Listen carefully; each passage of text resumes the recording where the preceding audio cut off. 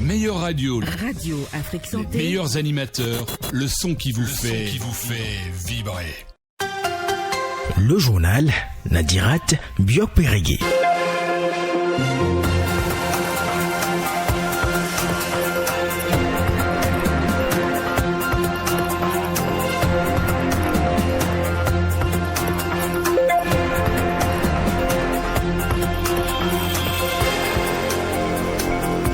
Bonjour à toutes et à tous et bienvenue dans Info Santé. Les personnes en situation de handicap ont été célébrées hier 3 décembre 2023, unies dans l'action pour sauver et réaliser les objectifs de développement durable pour, avec et par les personnes handicapées, est le thème choisi pour cette édition 2023. L'alternance codique désigne le passage d'une langue à une autre dans une même conversation. C'est un piège à éviter dans les foyers multilingues. Détail à suivre.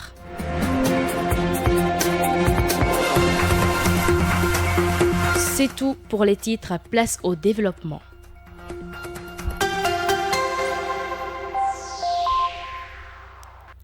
Depuis 1992, la Journée internationale des personnes handicapées est célébrée chaque année le 3 décembre à travers le monde.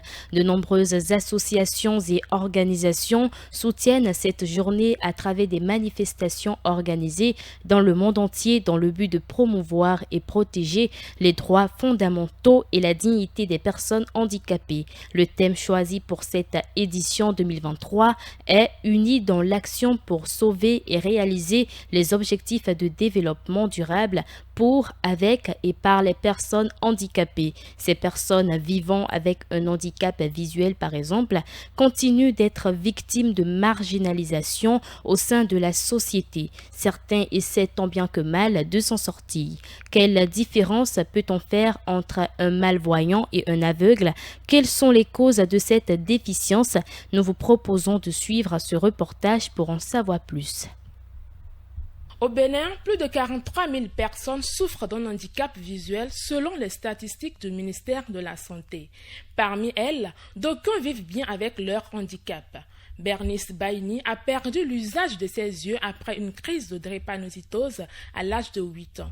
Malgré mon handicap, je suis arrivée à braver plusieurs étapes, ce qui fait que je suis fière d'être personne handicapée. Néanmoins, elle rencontre quelques difficultés dans son quotidien, telles que la non-accessibilité sur plusieurs plans qui font que je n'arrive pas aisément à m'en sortir. La non-accessibilité sur le plan des études. Malvoyant ou aveugle, il souffre d'un handicap visuel. Mais quelle différence peut-on faire? Le docteur Kojo Rodrigue Assavedo, médecin ophtalmologiste en service au Centre national hospitalier universitaire du Borgou, répond. Cette acuité visuelle s'évalue suivant des valeurs allant de 1 sur 10 à 10 sur 10, voire 12 ou 14 sur 10 chez certaines personnes. Quand on va placer le patient devant cet outil et lui présenter les lettres à lire, lorsque la personne va lire entre ce que nous appelons 1/20 d'acuité et 3/10 d'acuité, on dira que la personne là est une malvoyante.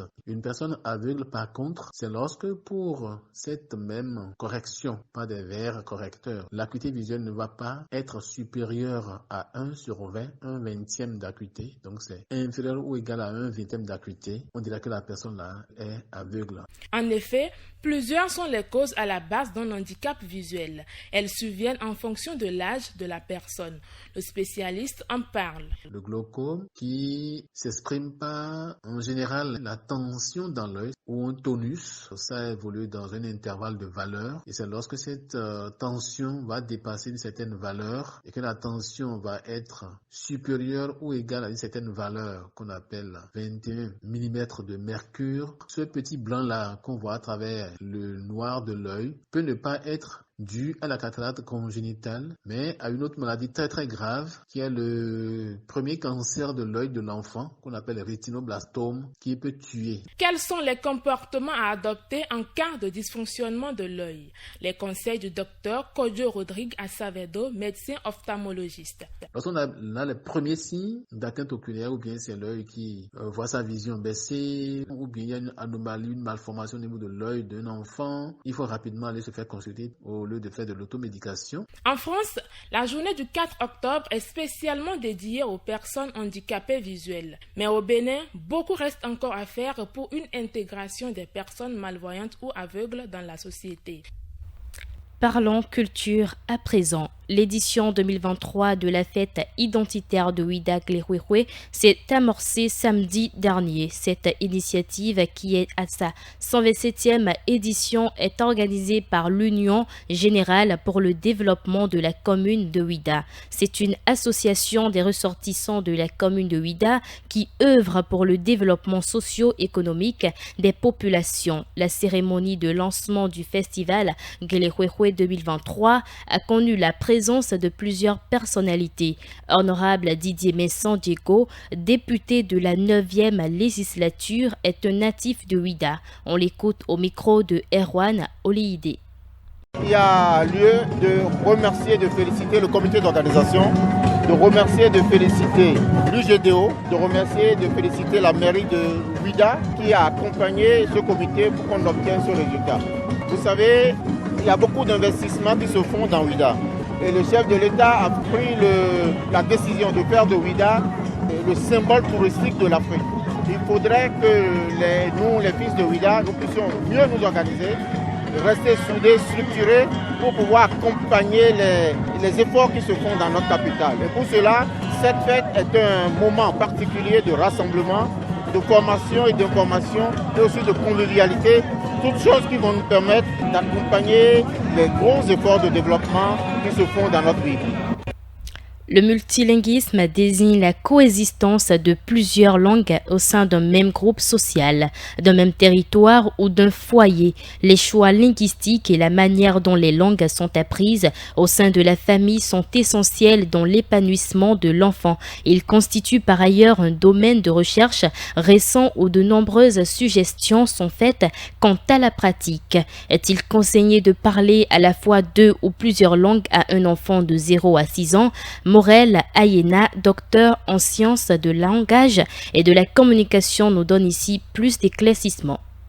On peut parler plusieurs langues à l'enfant, mais ce que nous refusons, c'est que cela soit fait à la fois. C'est-à-dire que si je suis Yoruba et que je parle également le fon, je ne dois pas commencer un discours en Yoruba et ce discours n'est pas terminé, je complète en même temps avec le fond. Et même parfois, nous ajoutons le français et ça fait près de 3 à 4 langues dans une seule phrase. Ce que nous appelons en termes techniques cette alternance codique où on passe d'une langue à une autre. Nous trouvons que c'est plus réservé à des gens qui ont déjà une maturité en matière de langue.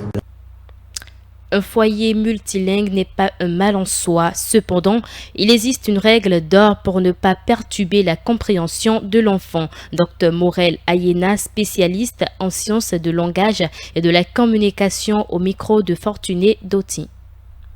Ce que nous proposons, c'est chaque parent une langue. Elle dit donc que si je suis Yoruba et que ma femme est fon, lorsqu'elle s'adresse à son enfant, qu'elle s'adresse uniquement en fon. Même si elle comprend quelques mots, quelques expressions du Yoruba, il ne faut pas qu'elle commence le fon, qu'elle y mette des expressions Yoruba et finisse par le français. Et si moi, je suis Yoruba, je dois parler cette langue uniquement à l'enfant. Dans le discours, je dis bien dans le discours. C'est vrai que je peux parler plusieurs langues à l'enfant, mais lorsque je m'adresse à lui, il faut que ça soit du début jusqu'à la fin, cette langue, pour qu'il apprenne, parce qu'il est en apprentissage. Donc, lorsqu'il est en apprentissage, il ne faut pas faire de mélange pour que l'enfant se perde. C'est ainsi que s'achève cette randonnée informative. Collaboration technique Tibus Aririrenou, présentation Nadirat Biok-Pérégué. Merci de nous avoir suivis. Bonne journée à tous.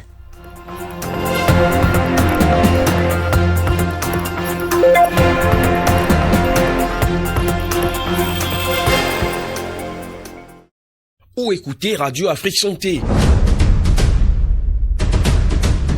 C'est simple, nous sommes partout sur le net à l'adresse www.radioafriquesanté.com et sur nos applications gratuites à télécharger dans Google Play et Apple Store. Suivez-nous sur les réseaux sociaux Facebook, Twitter et Instagram. Nous sommes avec vous partout, ne manquez plus une seule information. N'oubliez pas, en voiture, au travail ou à la maison, restez à l'écoute de Radio Afrique Santé, votre santé, notre priorité.